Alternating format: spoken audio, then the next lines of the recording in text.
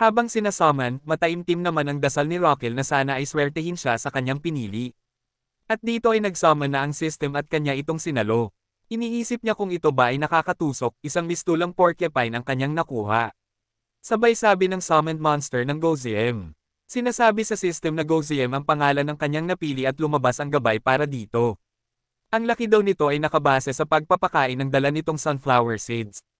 Ipinakita ang Goziem na sobrang liit at may tanden-tanden na maliit na tela na lagayan ng gamit. Ipinapaliwanag ng system ang dalawang klase ng sunflower seed. Ang pulang kulay ay may kakayahang palakihin si Goziem sa loob ng 12 oras. At ang asul naman ay makakapagpaliit dito sa kanya. Sinasabi din na kailangang mapakain ito kay Goziem bago pa maubos ang natitirang oras ng pagpapalaki sa kanya. Dito ay ipinakita din ng system ang mga skills ni Goziem. Ang una ay, Infinite Thorns. Sinasabi na kapag nabunat ang tinek nito ay muling patubol lang ulit ito. Kasunod ay, Chestnut Burr Charge. Sinasabi na si Goziem ay magpapalit ng anyo bilang chest burr at aatake sa kalaban. At ang huli ay tinatawag na, Tricolor Thorn Explosion. Sinasabi na ito ay tumitira ng kulay puti, itim, at brown na tinek. Ang lakas ay nakadepende sa kulay ng tinek na tumama. Inaasahan naman ni Rockil na ang pinakamalakas na atake nito ay tinek dahil nga isa itong porcupine. At dito ay sinubukan niyang kausapin ang kanyang nasummon na si Goziem. Tinanong niya ito kung maaari daw ba siyang bumunot ng tinek mula dito. At sumagot naman si Goziem at nagsabi ng Goziem. Nagulat naman si Rockil sa sagot na ito ni Goziem at tinanong kung sigurado daw ba ito. At kung hindi daw ba ito nasasaktan kapag bumunot siya ng tinek. Dito ay muling sumagot si Goziem at mariin na sinabi na Goziem. At dahil sa sinabi na ito ni Goziem ay nagsimula ng pumili si Rockil ng tinek. Humingi siya dito ng isang puti, isang itim, at isang brown na tinek. Makikita natin na nagbigay na ng tigi-isang kulay ng tinek itong si Goziem at agad naman itong sinubukan ni Rockil. Una niyang sinubukan ang kulay puti na tinek at sinabi niyang katamtaman lamang ang antas ng sakit. At sa tingin niya ay ayos na ito para sa mga mandirigma. Matapos ay sinubukan naman niya ang kulay brown at ramdam niya ang sakit nito habang kanyang itinutusok. Matapos masubok ang brown ay sumabat naman itong si Goziem at sinabing Goziem, Gozeziem, Gozeziem. Translate naman ito ni Rockil at sinabi na ang itim na karayom daw ay katumbas ng parang nasa Korea. At hindi daw niya alam kung gaano ang antas ng sakit nito. Dito ay sinubukan niyang itusok ang itim na karayom at napasigaw siya sa sakit. Napakatinding antas ng sakit ang naramdaman ni Rockil mula dito. Dito ay naisip na maaari din niyang magamit ang mga ito sa mga susunod niyang paggagamot. Dito ay napagtanto ni Rockil na nasagot na ang kanyang problema sa karayom. Iyon ay dahil nasa kanya na si Goziem.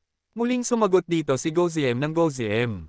Sa loob ng Moxobustian Clinic maririnig natin si Garden na nagtataka kung ano daw iyon. Makikita natin si Goziem na nakapatong sa balikat ni Rockil habang si Rockil naman ay nagpapainit ng karayom sa kandila. At dito ay ipinakilala ni Rockil si Goziem kay Garden at sinabi na ito daw ay si Sir Goziem. Galit namang nakipagkilala si Goziem dito at sinabing Goziem. Dito ay nagtataka pa din si Garden kung bakit mayroon siyang alagang porcupine at paano siya napunta dito. Dito ay nagsimula na naman ang kwentong pambata itong si Rockil, kwentong napakahaba at walang saysay, at hindi ko na ita-translate sa inyo kasi wala namang saysay. Sabay ang talikod at sabi na maaari daw niyang itanong kay Sir Goziem ang mga kasunod na istorya. Sumang-ayon naman dito si Goziem sabay sabing Goziem. Dito ay naguguluhan na si Garden at parang may naalala tungkol dito. Iniisip niya na kung ito daw ba ay summoned monster. Sa nakaraan, 300 taon na ang nakakalipas, ang henyong si Lloyd Frontera ay mayroong ding hamster, snake, at kung ano-ano pang nilalang na tumutulong sa kanya. Sa pambihirang pagkakataon ay mayroong mga summoned monster na lumalabas sa mundong ito at napupunta sa taong gusto nitong paglingkuran at tulungan sa buong buhay nila. Ito ay napakapambihira at misteryosong mga nilalang. At dito ay takang-taka si Garden kung paano nakakuha ng summoned monster ang kanyang alaga na si Rockil. Dito ay gustong-gusto ng magtanong ni Garden kay Rockil kung mayroon ba siyang itinatago sa kanya. Pagpasok sa loob ng Moxobustian Clinic, makikita natin si Sergio na nakayuko at humihingi ng tawad kay Rockil. Sinasabi niyang kamatayan ang kaparusahan ng ginawa niyang krimen sa kanya kahapon.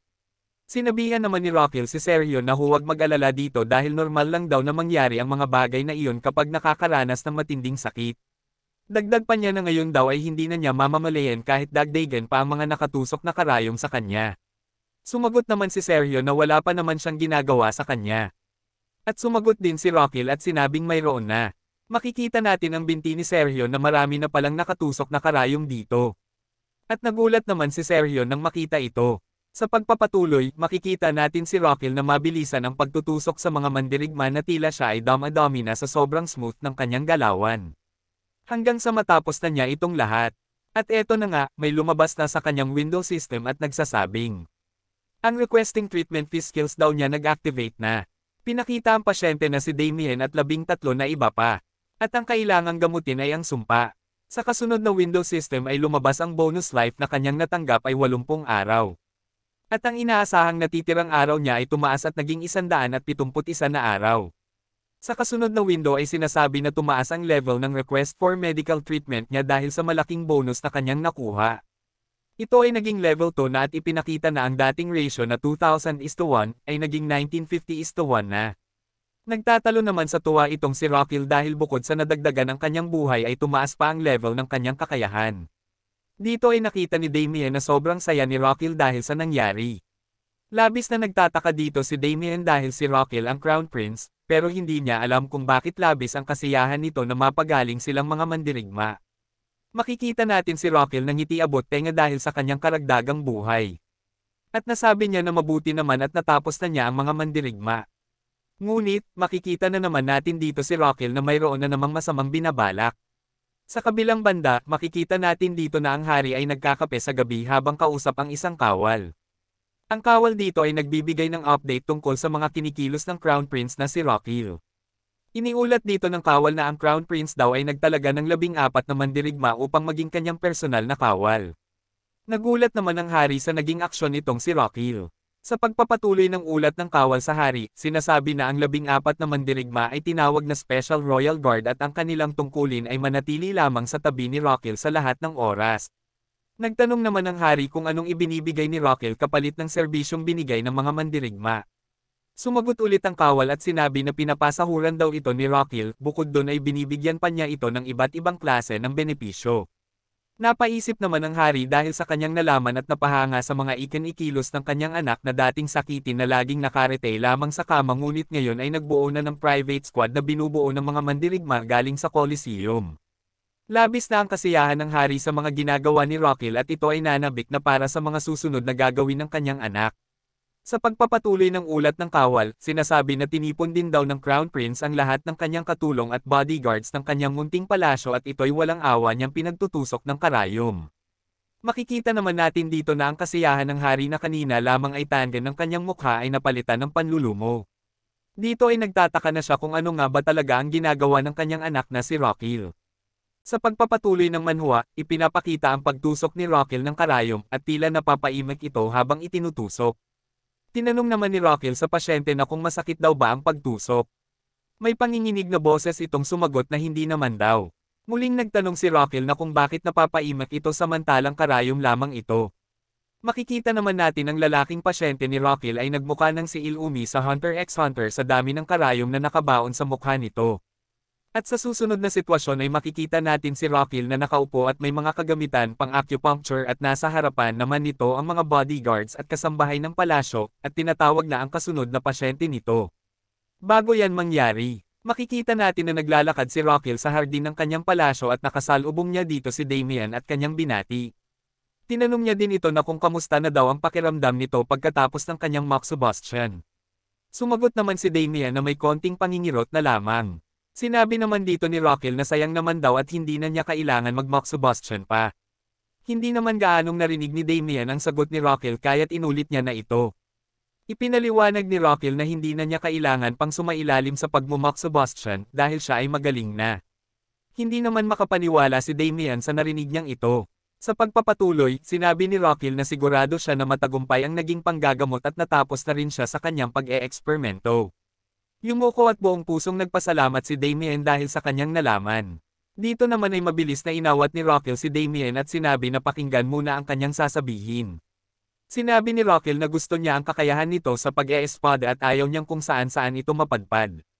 Dagdag pa, ayaw niyang masayang lang ang ganitong klaseng talento.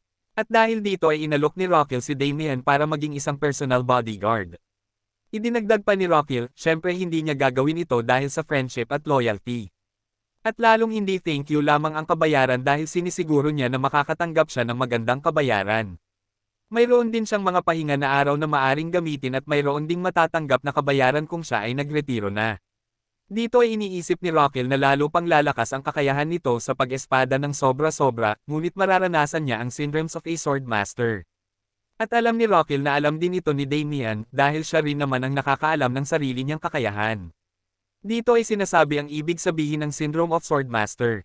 Sinasabing ito ang antas kung saan ang pakiramdam ay lagpas na sa normal. Ang antas kung saan ang pakiramdam nito ay nagwawala na at hindi na mapigil. Ang ganitong antas din ay hindi magpapatulog kung sino man ang mayroon nito at higit pa ito noong meron pa itong sumpa. Dito ay iniisip ni Rockell na maaari niya itong kumbansihin na manatili dahilan para gamutin ito, ngunit alam din niya na malamang ay umalis din ito. Kaya't sa ganitong sitwasyon, give and take ang naisip na solusyon dito ni Rockell.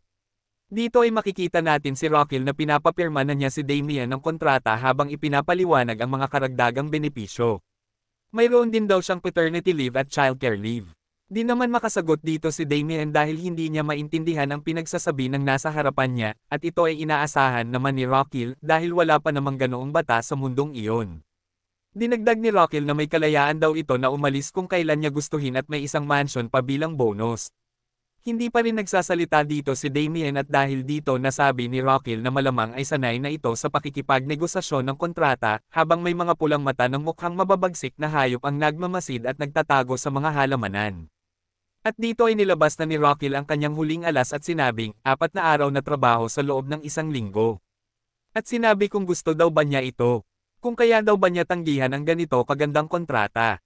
Dito ay biglang may lumabas mula sa likuran at may dahon-dahon pa at sinasabing kunin din sila. Makikita natin na mga mandirigma pala ang mga nagmamasid at nagtatago sa mga halaman na mukhang mabangis na hayop. Nagulat naman dito si Rockell at tinanong kung kailan pa daw ba sila nagtatago dito. Sumagot ang mga mandirigma at sinabing, hindi ba pinagaling mo kami para maging tauhan? Sumagot naman ang isang mandirigma na kailangan din nila ng bayad, suklian pala ang mga tulong na ibinigay sa kanila ng prinsipe. Sabat din ng isa, kapag wala daw si Damian ay sila naman daw ang bahala. At sabi din ng isa pang mandirigma, ay akala daw niya ay tutulungan daw niya silang mag-improve. Dito ay awkward namang nagpaliwanag si Rockell at sinabing hindi dahil sa Ginamo sila ay ganun na, sabay mas awkward namang tinanong na kung gusto daw ba nila ng sahod at benepisyo. Sabay-sabay namang sumagot ang mga mandirigma na yes sir. At dito ay hindi makapaniwala si Rockell. Nasabi na lamang sa isip nito na masyado silang nagiging totoo sa kanya, ngunit naisip din naman ni Rockell na mas maigi naman talagang maging totoo sila, kaysa naman sa mga klase ng tauhan na laging sinasabing tapat sila sa iyo ngunit may lihim na sama ng loob na pala ito nang hindi mo nalalaman. At dito ay mukhang may pinaghuhugutan si Rockell o di kaya ang writer nito. Higit sa lahat, magiging maganda na magbuo siya ng private military force na para lamang sa kanya. Dahil ang royal bodyguards ay hindi niya pagmamayari. Kung mayroong aberya, ang utos ng kanyang ama ang susundin ng mga ito. At dito ay nagpasya na si Rockell na tanggapin ang mga mandirigma bilang Special Royal Guard o maaari ding tawaging SRG. Nagdiwang naman ang mga mandirigma dito maliban lamang kay Damian. Hindi pa rin siya dito nakasagot ngunit ngayon ay makikita natin na nakangiti na at nagpapakita ng pagtanggap sa negosasyon. Habang paalis ay iniisip ni Rockell na kahit na napagaling na niya ang mga mandirigma ay hindi pa rin naging sapat ang karagdagang buhay na nakuha niya. Kahit na nadagdagan ng 100 taon ang kanilang inaasahang buhay ay 18 araw lang ang kanyang nakuha mula doon. Sa pagpapatuloy ni Rockell, sa hina ng resistensya at pangangatawan niya ay hindi niya kakayanin ang maghanap ng iba pang pasyente ng mag-isa. Dito ay tinitignan niya ang side palace at nag-iisip ng plano. At dito ay sinabi niya na kailangang magtayo ng klinik sa loob ng side palace. Bigla namang sumagot si Damian at tinanong kung anong ibig sabihin nito. Makikita naman natin si Garden na tuwid ang tayo at tila may gustong-gustong ilabas ngunit hindi niya mailabas. Tinanong naman ni Rockell si Damian na kung hindi daw ba niya alam kung ano ang klinik. Sumagot naman si Damian na alam naman niya ito. Dito ay makikita natin si Garden ang nanginig na talaga at nang biglang sigaw ng kamahalan. Gulat naman si Rockell sa sigaw ni Garden at lalo itong nagulat nang makita ang pagmumukha nitong maluha-luha pa at iniisip kung ano na naman kayang gagawin nito. Sa pagpapatuloy ni Garden habang tuloy-tuloy ang daloy ng luha sa kanyang mga mata, sinasabi niyang sa wakas ay naiintindihan na niya ang lahat. Naintindihan daw niya na siya ay mayroong marangal at gininto ang puso. Dinagdag pa ni Garden na sa kagustuhan daw niyang makatulong ay mag-aabala pa itong magpatayo ng klinik sa palasyo. Napatayo naman si Rockil dito at nakakuha ng idea at sinabi na, tumpak, at sinabi ding tama ang kanyang sinabi. Idinugtong pa ni Rockil na sa wakas ay naiintindihan na niya ito. Muli ay nagsalita si Garden na may namumugto at may kislap sa mga mata nito at sinabing, hindi daw siya makapaniwalang iniisip pa rin ng prinsipe ang kapakanan ng kanyang mga nasasakupan sa kabila ng kanyang karamdaman. At dito ay tila isang pagtatanghan na sa entablado ang naganap at may pa-spotlight pa. Nang sabihin ni Garden na lahat ng ito ay mabilis na dinugtungan ito ni Rockil na para sa mamamayan. Makikita naman natin dito si Damian sa likod ng spotlight na tila na awkward din na sa pinaggagawa nila. Sa pagpapatuloy, sinabi ni Rockil kay Garden na gusto niya munang unahing gamutin ang mga tao na naninilbihan sa Side Palace. At dito ay nagtanong si Rockil kay Garden na kung mag-set up daw ba siya ng clinic sa Side Palace, magiging comfortable ba para sa kanila ang pumunta para magpagamot. Sumagot naman si Garden at sinabing, dahil ito pa rin ang palasyo ng Crown Prince, sa kanyang pakiramdam ay hindi sila magiging comfortable pag pupunta sila rito. Dahil sa narinig ay naisip ni Rockil na kailangan nila ng isang pag-aanunsyo. Anunsyo tungkol sa matagumpay na paggagamot upang ang mga tao ay mahikayat na pumunta. Pag kumalat na ang balita ay mas marami pa ang pupunta para magpagamot sa Side Palace, at ito ay tatawaging Side Palace Traditional Medicine Clinic. Mabilis na lumipas ang sandali at makikita natin si Rockil na sinasabing 500 na ang kanyang nagamot. Makikita din natin na nanlulumo ito at tinatanong kung bakit daw ang lahat ng nasa palasyo ay malulusog. Makikita natin dito si Rockil na matindi ang pag-iisip para makahanap ng bagong paraan dahil kahit na 500 tao na ang kanyang napagaling ay 2 araw lang ang nadagdag sa kanya. Hindi ito sapat, kailangan niyang makahanap ng pasyente na may malubhang karamdaman. Natigilan siya dito at biglang may naalala. Naalala niya ang lahat ng detalye ng 500 tao ay nakalista. Dito ay ipinakita ang makapal na bugcos ng papel sa kanyang lamesa na ibinigay ni Garden.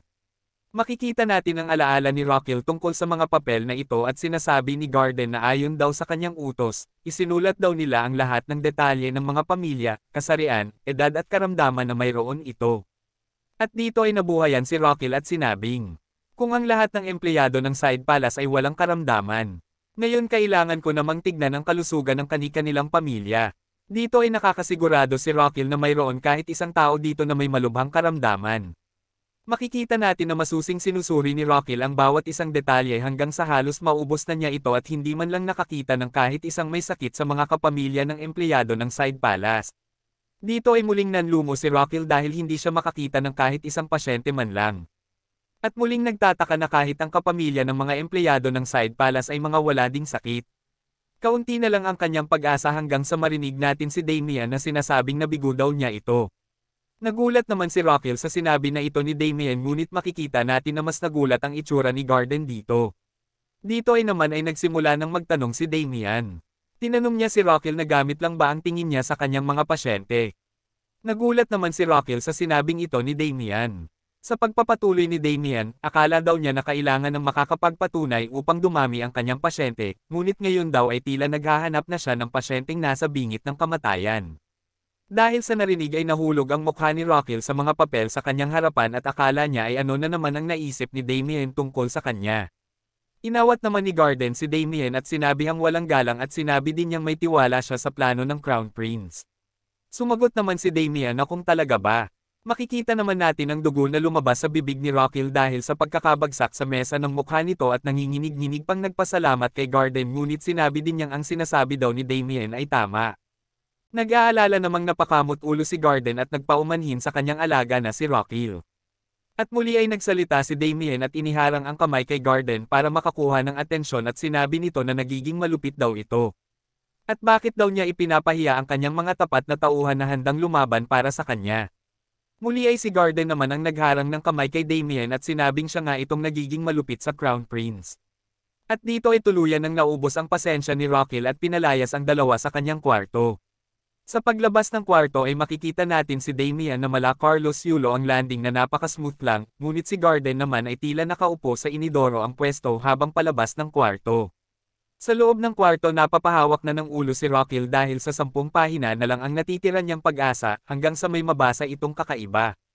Ayon sa nakasulat, sinasabi dito na hindi daw niya alam na kung tama daw ba na isulat ang mga bagay na ito sa questionnaire ngunit kailangan niya ng lakas ng loob para lamang isulat ito.